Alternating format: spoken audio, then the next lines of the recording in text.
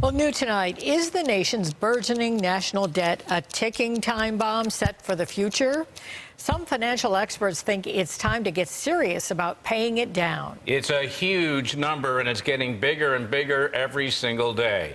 Are we close to entering dangerous territory? News 4's Luke Moretti has been looking into this. Luke? Well, Don and Jackie, you know, there are lots of good reasons to pay down the federal debt. You would not want to reach a point where you can't borrow more money if the economy tanks. And you wouldn't want to see the rug pulled out from under important government programs. Not a rosy scenario if nothing is done. The nation's gross national debt, which includes debt the federal government owes to itself, now stands at about $19 trillion. Can't even comprehend how much money that is. Is this a financial time bomb waiting to go off at some point in the future? Almost seems impossible to fix. $19 trillion and growing. So it's a 19 with 12 zeros. People, you can't imagine how can people wrap their heads around you can't. that? According to a report by the Congressional Budget Office, debt held by the public is on track to rise from 77% of gross domestic product at the end of this year to 86% of GDP by the year 2026. If you could increase the gross domestic product, the debt shrinks. Economic output is measured by gross domestic product, the total value of all goods and services produced annually in the United States. Richard Schroeder is Chief Financial Advisor for Level Financial Advisors in Amherst. But at current rates, the debt's growing at something like 7% a year, and the GDP is only growing at about 2% a year. So at that rate, if expenditures stay the same or increase with inflation, we're going to get into deeper and deeper debt. How does the growing national debt impact the average person? Think of it this way. For every man, woman, and child in the U.S., the debt breaks down to about $60,000 per person. Wow. Wow. It's a lot of people that don't even make that in a yearly income. Anthony Ogorek, Chief Investment Officer with Ogorek Wealth Management in Williamsville, says unless spending is brought under control, the future could mean fewer government benefits for people and higher taxes to pay for what they do receive. So the bottom line is, everything that you're going to be getting from government is at risk unless the spending gets under control or we find a way to enhance productivity and grow the economy quicker. The federal debt is the sum total of annual deficits, money the U.S. borrows to cover expenses when taxes and fees collected are not enough.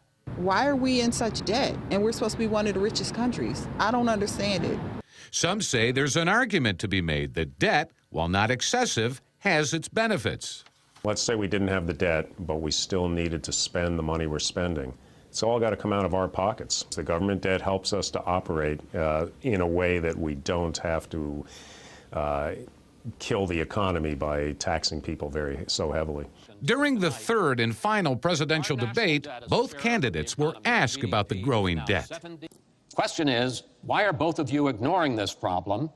According to estimates by the Committee for a Responsible Federal Budget, Hillary Clinton's policies could add $200 billion to the debt over the next decade. She says that's not the case. I pay for everything I'm proposing. I do not add a penny to the national debt.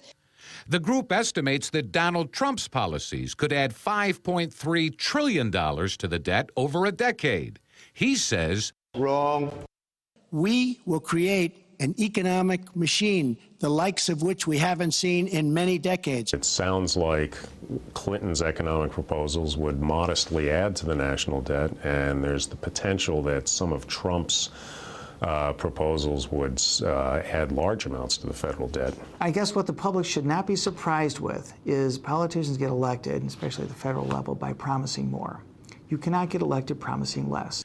In the meantime, the national debt continues to grow, and there's worry about the financial fallout if nothing changes. It'd take a lot of reform on many different levels to decrease spending and tighten things up. Some, like Anthony Ogorek, wonder whether policymakers have the will to actually do something. We do have some time to fix this, but nobody's really talking about it. Perhaps the most substantive debate will happen after the election. When we have a new Congress and we have a president, we see how they work together, and we'll see whether there is any will and any ability to compromise between the two sides. Now, Richard Schroeder thinks there's room for some tax increases and for cutting unproductive expenses, but he thinks the best answer to this is really to grow the economy.